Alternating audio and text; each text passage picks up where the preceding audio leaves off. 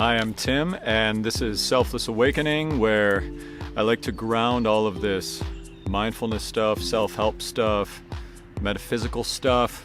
So here we go. Today I'm visiting my family's house in Western New York, and you can see it's a beautiful, I had such an incredible meditation this morning, so blissful.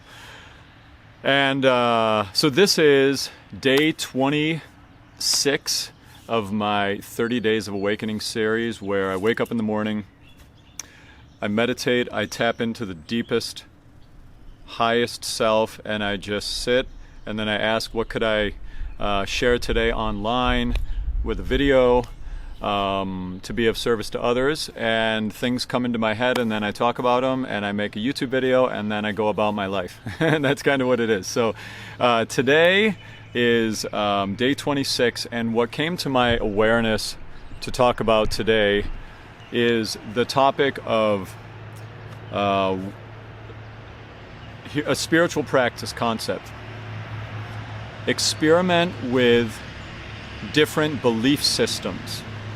Experiment with different belief structures, different beliefs, different value systems. And here's why. I'm going to talk about why, and I'm going to talk a little bit about what that actually means, okay? The idea is this. Hey there, welcome everybody who's joining. It's incredible how many beliefs we have built into ourselves that we didn't even put there. There's so many things that we believe that we walk around saying as if they are true, that we haven't even examined, that we just accept because of the nature of how we come to gain our beliefs. And I want to talk about that a little bit, okay? And I want to also talk about how to, what to do with it. And here's the idea, okay? Here's the idea. When we're born, Bruce Lipton talks about this really well. If any of you have studied Bruce Lipton or read Bruce Lipton, he's a mind-blowing scientist. And hello, welcome, thanks for the love, everybody. Big hearts.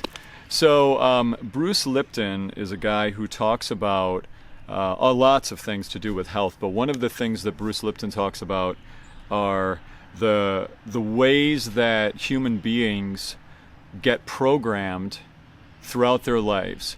How our subconscious mind gets programmed, and also our conscious mind, and what these things are all about. And he talks about this, that in the early stages of, oh great, you've heard Sun Wukong, you've heard of Wukong. What's your name? I've seen you around. What's your official name? Let me know so I can refer to you by other than your Instagram. Thanks for stopping by. It's great to see you. Bruce Lipton, he talks about brainwave states, and he talks about alpha, beta, I think delta and theta are the ones that Priyesh, cheers. Hi Priyesh. Nice to officially know your name. So Bruce Lipton, he talks about the theta, the alpha, beta, and delta, I believe. Delta is when you're sleeping. Let me get this right. Alpha is when you're in just a regular conscious state of being. And correct me if you guys know if I have this wrong, but I think this is what it is. Alpha is just your regular waking state. You're alert, you're conscious, you've woken up. Beta is your active doing state, like when you're working, you're doing stuff. Hello, welcome. And then theta is when you're in your imprinting phase of brainwave. It's like, he talks about theta wave states. We access them right when we wake up from sleeping, and right when we're going to sleep. But when kids are 0 to 7 years old, they're in a constant theta brainwave state. And in that constant theta brainwave state, everything that the child hears and sees goes in as a print. It's like belief number one. Everything you saw your parents, everything you heard your parents say, that's the belief. Those go right in, and they get uploaded into your thinking system, into your mind, without you even examining them. So we have these belief systems. We have these belief systems that come into us for up to 7, 8 years old, sometime in there, that we didn't even have any responsibility for putting there. So let's think about that real zoomed in and real grounded. Like, what does that actually mean? Let's say that you as a child, let's say, this is an example that, let's say this, I teach singing, so I see this all the time, I hear this all the time with clients of mine. Somebody loves to sing, but then one of their friends, or maybe a family member, maybe an older brother or sister, says, "Oh, you have a terrible voice," or they make a little joke like, they'll say, once you start singing a song, they'll say, "Hey, who sings that song?" And then you'll tell them, and then they'll say, "Why don't you leave it that way? You shouldn't be singing," Like, lots of people get picked on when they're younger about their singing. And I noticed that as a voice teacher, that a lot of my work in vocal instruction is helping people release their beliefs that they're holding on to about the limitations that they believe about their ability to sing. Because there are a lot of people out there that love to sing, but they got early on in their beliefs about themselves that they can't sing. And all that was a belief, a thought that was imprinted into them at some point in their life, that they allowed that thought, that program, that idea to just spin around in their head. So anytime they heard singing, the first thought that would pop in their head was, "Oh, I would love to sing, but I'm so bad at it." When really the truth is, it was a thought that came in because somebody made a shitty comment to you, And it's like, how many... Oh, sorry, the connection went poor there. Good, okay, I'm back. How many beliefs do you hold on to right now that you don't even know, that you think you're bad at things that you haven't even really thought about whether you are or not? You know what I mean? Like, how many? 10, 15? Like, it's an incredible thing to think about and to focus on. And I have to say that a part of this awakening journey for me, a part of this path to deepening into living more and more with the identification of myself as the non-physical awareness that's always there, the non-physical awareness which I truly am, that's sitting behind my thoughts, that's sitting behind everything. The more that I learn to live inside of that identification of myself from there, the more I'm able to see these patterns, the more I'm able to see how I have beliefs about myself, or I hold on to beliefs that are limiting me. And there's a great book called The Big Leap by a guy, Gay Hendricks, which is an amazing book. It's an amazing book, and he talks about, he calls them limiting beliefs. Beliefs we hold on to that we don't even know we're holding on to, that are limiting opportunities for ourselves, that are limiting us from realizing our full potential. And when we examine everything that we hold as true, we come to an understanding that we can really change our beliefs. We can change it. You can go from thinking, "Oh, I can't sing, I have a terrible voice," to becoming a professional singer. I've literally seen that. I've seen that happen. I've helped many people do that.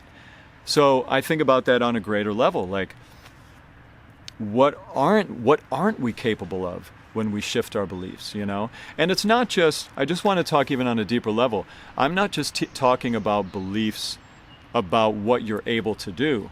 I'm also talking about beliefs like even deeper, even more profound beliefs, like these kinds of things. These are beliefs that I experiment with. I experiment with beliefs like, what if the law of attraction is real? What if I focus on abundance? I wonder if my life will actually become more abundant. What if I focus on being healthier and focus on how healthy I am and how much I feel good all the time? Like, what if I'm going to experiment with the belief that I get what I focus on? I'm going to experiment with the belief that I can feel better and better every day of my life. I'm going to experiment with the belief that I can feel better the older I get. These are all, there's so many people, we don't just hold on to limiting beliefs about our ability levels, we hold on to limiting beliefs as a culture, as a society. We hold on to these beliefs like, as you get older, your body is going to fail you. I have to say, really, right now, like, for me, that is complete bullshit at the moment. I have realized, like, I'm 43 right now, and I can say that I now, because of my self-awareness practice, because I'm becoming more and more aware of all of my patterns that I have been living my whole life, because I'm becoming so aware, I'm automatically getting healthier. Like, I'm getting healthier because I'm seeing these patterns of eating, these patterns of not listening to my body, these patterns of just not, of being oblivious to how I can get caught in certain patterns of thinking that just make me not feel good. Like, part of my the awakening journey has been this awareness of learning how to tune my life experience to a way that makes me feel better. So I can say at 43 years old, I feel better than I ever have in my life. And who's to say that that can't continue? That's a limiting belief that I don't think is necessarily true. And I'm doing the experiment of living a life where I look at beliefs, and I look at beliefs like that, like, the older you get, the shittier you're going to feel. I'm experimenting with the possibility that's not true. And think about this on another level. Let's say you want to date. Let's say that you're looking to find a job. You're looking for a partner. It's very easy if you're older, you've been living 20, 30, 40 years, you've dated decades. It's very easy to be at a place where you think, there's no women that I like, there's no women I'm attracted to over 30 or that are my age or 40. There's no good men. There's no good men in New York City. There's no good men over 40. There's no good men over 50. There's no good women over 50. It's like, or a limiting belief like, I will never find anyone that I like, that I'm attracted to, that I like, who I'm also attracted to as well. Like we hold on to these limiting ideas and we say them, our country's never going to get better. Government's never going to figure it out. I'm never going to get thin, or I'm never going to put on weight, or I'm never going to get big muscles. It's like we hold on to these ideas that just get in our head and we hold them. So it's only through the practice of deepening into and stepping back out of the whole identification with those ideas, it's in that practice that you're able to release yourself from an identification with them. And the more that you step back out of your identification with all of that, then you're able to just look at them, because all of the beliefs come up inside of the field of awareness, which is what you truly are. And you can see from that seat of stillness, from that seat of awareness, you can see, whoa, look at that thought pop up. Do I want to believe that? No, I don't want to believe that. That's a limiting belief. What would it look like if I softened that belief's hold on my mind? What if I said, maybe there are attractive men or women over 40? What would it look like if it were true that there is someone out there for me? What would it look like if there is a career that I could enjoy and also make a shitload of money from? What would it look like if that were possible? And that's a question I like to play with all the time, is this idea of asking yourself, what would it look like? That's a great way to take a belief, a limiting belief that you have about something, and saying, I know that I believe there are no good men over 40 in New York, but what would it look like if that wasn't true? How would I live my life if if that were not the actual truth? Okay, you know what I mean? And so it's like you can be at a place where you just start softening these beliefs, that kind of thing, okay? So part of this awakening journey, as you start becoming more and more aware of yourself as non-physical, part of there's such a joy in that. There's such a joy in this identification with non-physical as who you truly are. And you can almost spend your lifetime just there and not even bother coming back into the game of beliefs, come back into the world of form, come back to families and jobs and Instagram. You could almost just stay there in this world of bliss. But you realize that that's not what this human experience is about. This human experience is about waking up to the awareness that you are non-physical, and then coming back into the identification, coming back into an experiment, the experience of sharing this collective illusory world with each other, So as we come back into the shared world, it's really important as we come back in to look at all those things we hold on to, because they limit us from having more fun as human beings, from playing more, from having more rich experiences, okay? So that's why I want to talk about beliefs. A belief is just a thought that you hold on to as true. And I just encourage you to experiment with trying on different thoughts as truths. And you have to try them out. I'm a very experimental and experiential learner of life and teacher, and I only want to talk about things that can be of service to someone, and can actually help. That's all I want to talk about. I don't want to, I'm not going to pontificate on things that I haven't had experiences with. So my encouragement is do the experiment of what I'm talking about. Of as you practice this non-physical awareness, if you've had the gift of waking up and you're starting to become aware of the voice in your head, and you're finding that you can go throughout your life more and more sit in the identification with yourself as the awareness behind your thoughts, the awareness that is around your body but is not your body. The more that you tap into that, what I encourage you to do is to look at everything you think every time you become aware of it, and just ask yourself, is this true? Is this true? Is this really true? Think about how many things we hold on to in our society that is true, that are truths to our society, like when you get married, you're supposed to have less sex. Like sex gets worse when you're married. That's bullshit. It doesn't have to. Sex could get better if you're married. It could get better and better and better. But we have these ideas that we hold on to. Question all of them. That's my message for the morning. Sending you all so much love. If you just are tuning into this now, or you want to catch the full thing with a little better audio and video, in my description on the Instagram account, I have a link that goes to my YouTube account for Selfless Awakening.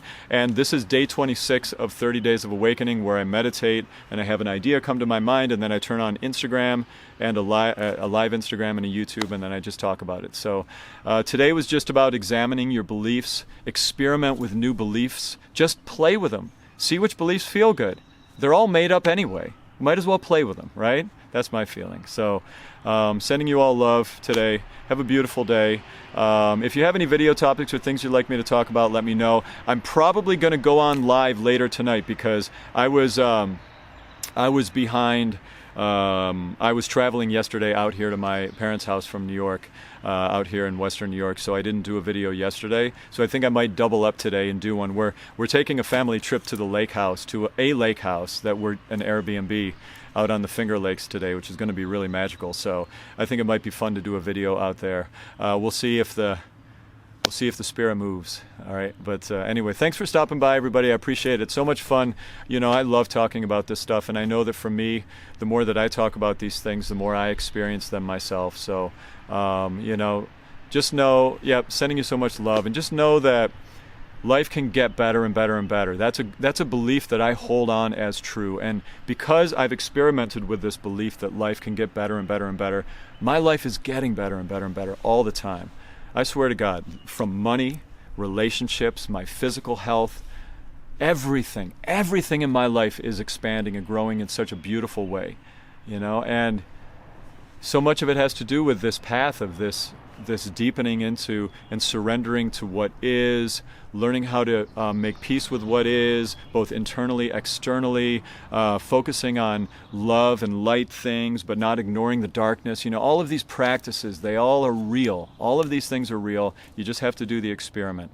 So stick in there. I'll probably do a video later today, okay? I'll do another live video to catch up, all right? So if not, I'll definitely see you guys soon, okay? But check out the YouTube. Have a beautiful day. Cheers.